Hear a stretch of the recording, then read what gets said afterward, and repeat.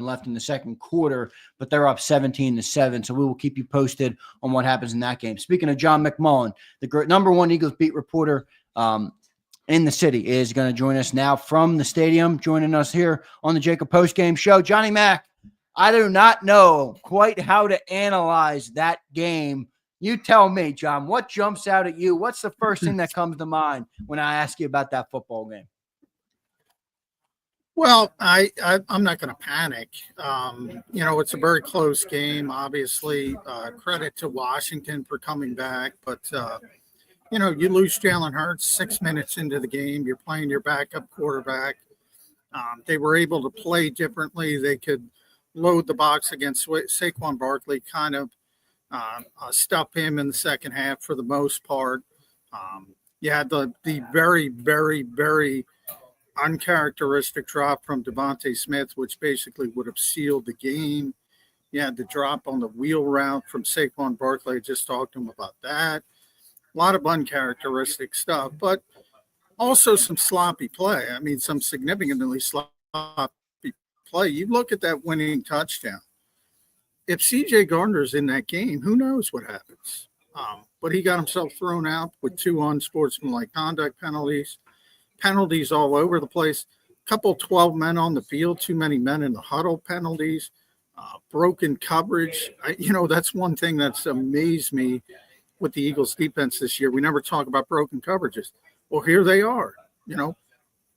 Slay's running off the field. Kaylee Ringo's on the field. You get a blown coverage. What the heck was that about? We'll talk to Big Fangio at some point this week, although Christmas might conflict with that. But yeah, very, very uncharacteristic play from all 3 phases. I talked about the weather before the game. I thought it'd be lower scoring. That didn't hold up. A lot of scoring. But, the one thing it impacted was the kickoffs. Kickoff returns were a big part of this game and getting good field position. And at the end of the game, you have the kickoff and Sidney Brown goes offside. You get an extra 5 yards on that. And all of a sudden, here comes Washington. So a lot of uncharacteristic play by the Eagles. John, I thought it was some of it undisciplined too. The Carter penalty in there too. I mean, it just was undisciplined around where so many situations, like critical situations in games too, that cost like the extending of the series. I didn't think Washington was that hot on the other side. They had some plays too. And like I said to you too, John, in the pregame, I thought the Marshawn Lattimore conditioning played a factor because in the second half, I mean, those long routes were getting to him, and he just had to basically hold on for dear life. But I thought it was a gritty performance, John. I mean, they hung around the rim. I mean, I can't tell if the defense played well or not. You gave up 340 yards of total offense to Daniels and 5 touchdowns, but you create 5 turnovers. I mean, you had the worst and the best of it. And it really just made strange game. Yeah, and you know what, John? I think the significance of Hurts, and I told Zander this, I think the significance of Hurts being out was the fact that if you have 2 turnovers, I can't believe it. You had 5 turnovers in the game, but why is that not a big deal when Jalen's not in the game? Because Kenny Pickett's going to give you 3 and outs, John. He's going to give you a chance to make up for those turnovers, because you're not going to have extended drives that Jalen's going to extend. He was extending the drives in that first series when he was taking off on 3rd down, taking those runs. So that's where I thought the game was affected most with Hurts not being out there, because like you said, did you see what Dan Quinn did, John? He dropped one of his safeties down in the box. He was playing with 1 safety back there. I mean, if Jalen Hurts is in that game, you're not playing with 1 safety back there with those guys running around.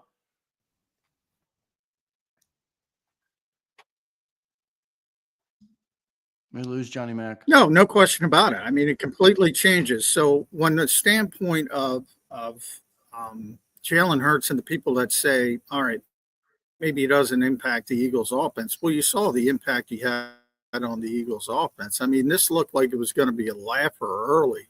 Yeah. And he's gouging these big runs in the middle. And when he's doing that, you can't really focus on Barkley all the time. So it creates this whole environment. And then everything on the outside, in theory, should be easier, which at times it has been, at times it hasn't been, which has been some of the frustration. But I would say overall, you see the difference when he's not on the field. And by the way, I thought Kenny Pickett persevered pretty well in difficult circumstances. When Washington took the lead, I think everybody's going to forget this. 28-27, I asked Nick Sirianni about this after the game. They converted 2 4th downs that everybody will forget about until they don't convert a 4th down. And that got them back in the lead. That got them back in the lead when Washington had all the momentum, and then Washington did a bad job, and they were able to go up with another field goal before all the bad stuff started to happen again. But aggression, I talk about it all the time on this show. Aggression has served this team so well, and it did again today, but everybody's going to forget about it because of the breakdowns at the end of the game. And bottom line here, guys, and to DeVonta Smith's credit, he said, if I catch that ball, the game's over. The game's over. Over. And like you said, John. Game's over. I joke, Justin. Like you said, John, Pickett leads them to what would have been a game-winning field goal. I mean, John's on a slight delay, too. If he makes that if he makes that catch, John, thing's over, and Pickett would have done his job. I mean, look, like you said, this is what I said about him. Look, I thought he went in there, persevered as well as he possibly could for any backup, and he kept them around the rim against a really good defensive coordinator. And if you were expecting Jalen Hurts, there's a reason he's a backup. I mean, Nick Foles isn't walking out of that locker room. You know what I'm saying? I mean, he's not walking out of there. You're going to get that kind of performance when you have a backup quarterback, whether it's Wentz in Kansas City or whether it's someone in Tampa. It doesn't matter. I thought he hung around the rim and gave him an opportunity to win that football game. He totally gave him a chance to win the game. Now, and I'll say this too. There was at one point where Tanner McKee was warming up, and that's because Kenny Pickett was banged up, and he had what he said after the game was a bit of a rib injury. So when I heard you guys talking about Jalen Hurts, I saw Jalen. Look, it's the concussion protocol. I'm not a neurologist, but he looked fine. I'm not too concerned about any long-term damage with Jalen Hurts. And we'll see if it's even meaningful the final 2 weeks of the season, as you mentioned, with some of the other stuff going on. They got to win a game to clinch the NFC East, but you get the point. It may not matter. You may be able to rest some players down the stretch. With Kenny Pickett, he had a rib injury. And the problem is Tanner McKee came into this game. He wasn't on the 53. He was the emergency quarterback. So you can put him in the game, but if you put him in the game, the other guys can't return. So you got to be very, very wary. And Kenny was able to go. So he did all that. Those 4th down conversions, that pass to DeVonta Smith, that pass to Saquon Barkley that should have been caught. He did all that with bad ribs. And he's going to get more. I'm more concerned about him moving forward than Jalen Hurts moving forward. John, do you expect Jalen to be back next week? The reason I ask is because I don't know if he'll from an get injury perspective. I should clarify. Did you hear my question, Johnny Mac? Yeah, the concussion problem. Yeah, I mean, Sidney Brown got back this week. Only 2 players, Ben Van Sumeren got back this week. Sidney Brown got back this week in 1 week. It's possible. The odds say around the league it's unlikely. Most players don't make it back in a week. I wish I could tell you why. There's no I'm sorry, this upsets a lot of people. It's junk science. There's no rhyme or reason to it. We don't know a lot about it, but nobody's willing to admit it. So the odds are against him. But I'm just saying long term, I heard you guys where you don't know how things are going to. Right. I'm not concerned about any long-term Tua-like multi-week type thing. How about this, John? Would tonight's game here with Minnesota, would that determine that they may rest them? Because if Minnesota wins, you're really looking at pretty much one of those 2 teams winning home field advantage.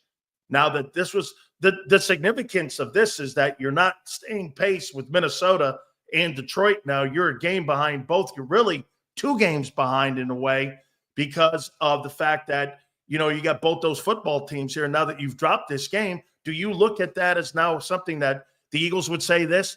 Let's play Pickett here in the next ball game. Let's make sure we're good going in to the final game, some reps. And then because you're going to be a wild card week player, most likely right now, do you make sure everybody's on all cylinders heading into that first week's game in the playoffs? I mean, you got to see how things unfold. I mean, Seattle scored at the end of the half, so that game's still in doubt. It's only 17-14, so long way to go. I don't think, when teams figure out you can throw it on Minnesota, I think they take it too long before they figure it out. Maybe Seattle figured it out at the end of the half because they went right down the field, boom, boom, boom. So that's a long way to go. But bottom line is Detroit is the bigger concern. I mean, that team's not losing twice, and basically they have to lose twice, and the Eagles would have to win twice. The number one seed is probably unrealistic. So, you still have to clinch the NFC East. You still have to clinch the number 2 seed. I think that's going to top it out. Once they do that, yeah, I think they'll rest people. How about certainly this, John? Week 18. Sorry for the Saquon record, people. Jared Goff had 23 of 32, 336 yards and 3 touchdowns. Gibbs went for 109 in a TD, and Jamison Williams had 143 on 5 catches, an 82-yarder and a touchdown. I mean, they're still doing what they need to do. Good. They're really good on offense. They're good. And they've had so many injuries. I think everybody defensively, everybody looks at them and says, oh, they're done. They're not done. They're the best team in football, certainly offensively. And they're really, really difficult to deal with. And by the way, in case anyone hasn't noticed, 14-1 Kansas City or whatever they are, 14-1. I've lost track. DeAndre Hopkins is starting to look like DeAndre Hopkins. They got Hollywood Brown back to add into Xavier Worthy. All of a sudden, they have weapons. There's some serious hurdles to overcome, and I don't concern myself with Minnesota that much, but Detroit and Kansas City, they're probably better than the Eagles, to be honest. How about this, John? How about this? Concerned about Green Bay at all? A little bit. I said Green Bay is the one sort of outlier that I think can get hot on a particular week and beat you. But this game, I'm not even wavered by this game because I think if Jalen doesn't get hurt, I think they win this game pretty easily. The way it was going, looked like Washington had no idea how to deal with the running game with Jalen Hurts involved, along with Saquon Barkley. Once you take Jalen Hurts out of the equation, it's all right. Load the box and stop Saquon. You can't do that if Jalen's on the field. Can't. Right. So the game goes a completely different way if Jalen Hurts is out. John, how do you evaluate the defensive performance today? I mean, they had 5 takeaways, but Jaden Daniels also had 5 touchdown passes, and there was almost 370 yards of total offense for Washington. How do you evaluate the defense today? Did they have a good game with 5 takeaways, a bad game giving up 5 touchdown passes? You tell me, Johnny Mac. Yeah, it's kind of like the defensive performance of Jaden Daniels. It kind of coerced. One play, Jaden looks awful, and the next play he's throwing a dart in between 3 defensive backs, and you're going, oh, you just won the game. It's if the consistency ever comes, you're going to have something special with Jaden Daniels. Defensively, yeah, I mean, they were great. A lot of it had to do with CJ getting thrown out. As I said, instead of Tristan McMullen, maybe it's a little bit more difficult. Boy, if you watch that last touchdown, Zach Bone's underneath. You got him bracketed with Reed Blankenship and Tristan McMullen, and it was just like I said, it was a dart. It was a dart that was a bullseye. Who knows if CJ's out there? But every time this team does something on sportsmanlike conduct or personal foul, it's always 98 or 8. And it's like, you're a Miami guy, Dan. sometimes you need these guys with an edge to put you over the top. But there's also a fine line, and Jalen Carter, as talented as he is, C.J. Gardner-Johnson, as talented as he is, they have to stop doing stupid shit at times, to be perfectly John, honest. I've said this, and the one thing about Jerome back in the day, he picked his moments, and he had great knack for picking your moments when you're doing that kind of stuff and you're trying to create that kind of aura about your defense. Hey, being an asshole and making 15-yard penalties doesn't make you a tough defense. That makes you an undisciplined defense. With Jimmy, we were one of the least penalized teams, and yet we were one of the biggest shit-talking teams. But we knew how to pick our points. Like Zach Allen, who fumble.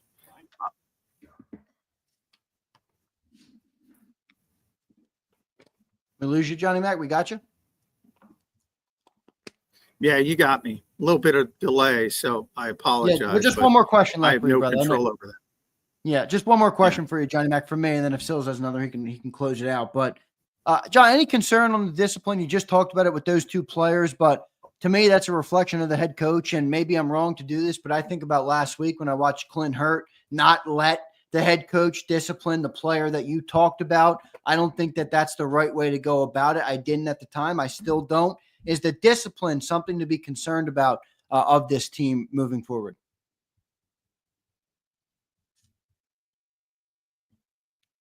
Well, it was today, and it was not only the unsportsmanlike stuff, which is, that's pretty easy to correct, but we'll see if CJ can correct it. You can't get thrown out of the game for goofy stuff like that.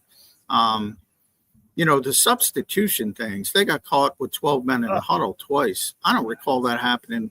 It probably has, but I can't think of off the top of my head. It was just an ugly game. John, a lot of mistakes. John, what was the kickoff thing where it was short too in special teams, where they got penalized for that also? I mean, outside that was the weather. Outside of Elliott, I mean, it just looked like the special teams were all over the place too. You know what I mean? I thought that was weird too, because that put them on the 40, didn't it? Yeah, just real quick. They had troubles with kickoffs. That was the weather. Both teams had trouble with the kickoffs. They just couldn't kick them. The first kickoff, they didn't even hit the landing zone. The second kickoff, they gave up the 47-yard return to McCaffrey, but they were able to force a fumble. It was Jalen Carter. That's the good. Jalen Carter forces a fumble 2 plays later, and you get the ball right back essentially at midfield. So, I got the pool reports for CJ getting thrown out of the game. According to referee Sean Smith, he was basically taunting the opponent on the second foul. He already had a first one earlier in the game that we announced as his first towards disqualification. So that was the second, taunting players as disqualification by rule. So there you have it. He was taunting. And then I believe he gave the finger, I think I saw, to fans as he left the field. So he's probably going to get fined as well. It's just, you can't do that stuff. And, there's no way of knowing. But if CJ's on the field in that final drive, Tristan McMullen has done a nice job when he's been fourth, and he's not CJ. Who knows what position he's in on that final play. Stuff like that impacts the game. It just does. And they had 10 penalties for 91 yards in the game. And by the way, also kudos to A.J. Brown real quick, because they had a 69-yard drive that resulted in a Jake Elliott field goal. 61 of them were on A.J. Brown defensive pass interference, drawing defensive pass interference. Yep. 61. Absolutely. I've never seen anything like it. Yeah, insane. Johnny Mac, well, thank you. 61 of 69 yards. Incredible. Absolutely. Johnny Mac, thanks for checking in, brother. Is this a game you flush it and move on? What's your final thoughts, John, before I let you go, brother? Oh, yeah. You don't have your quarterback. You don't have your quarterback for basically 54 minutes of the game, and he lost with 6 seconds left. I mean, yeah, this is an easy one to flush. The only reason it's not easy to flush is because she still had hopes of being the number 1 seed, and that's probably out the window. So that's difficult, but somebody gets injured, somebody gets rolled. By the way, Jalen was trying to get back in that game twice. He was. He didn't want to leave the field when he got the concussion. Had to be forced off. They took his helmet away from him. Yeah. That's when he didn't go back in. He came out of the injury tent. Yeah. He came out of the then they had to take him back in the injury tent, and he finally went into the locker room. He was trying to get back in the game twice. So I'm not concerned about any long-term effects from that standpoint. Johnny Mac, good stuff, brother. Travel home safely. We'll talk to you in the morning on Birds 365. All right, brother?